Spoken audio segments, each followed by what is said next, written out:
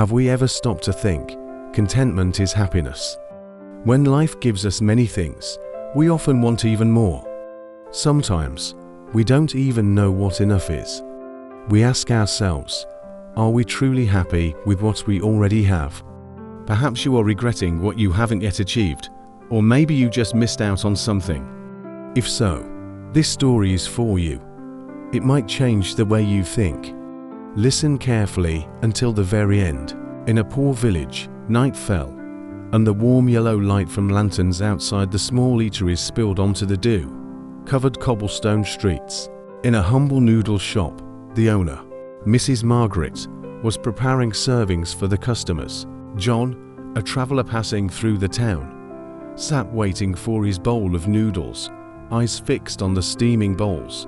A blind little girl, Clara, approached, her hands trembling as she held wildflowers she had picked to sell for a living. John smiled, politely declined to buy the flowers, but offered her a bowl of hot noodles. Clara reached out, feeling the bowl, and asked, "Is this bowl enough for how many people?" John replied, "Enough for 3. The little girl raised her eyebrows, her dim eyes shining with sincerity. "Could you give me a smaller bowl, just enough for 2? John was taken aback. "Why would you want a smaller bowl?"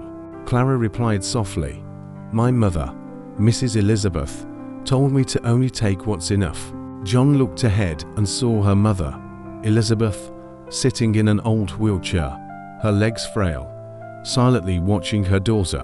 She bowed her head in gratitude, eyes full of respect and humility. Elizabeth was the guiding eyes for Clara, and her daughter the legs that carried her through the quiet streets of the town. They roamed the paths to make a living, but had never forgotten a precious lesson: to only take just enough. Mrs. Margaret handed over the bowl of noodles. Clara received it, folded her hands politely in thanks, and wished John a peaceful evening.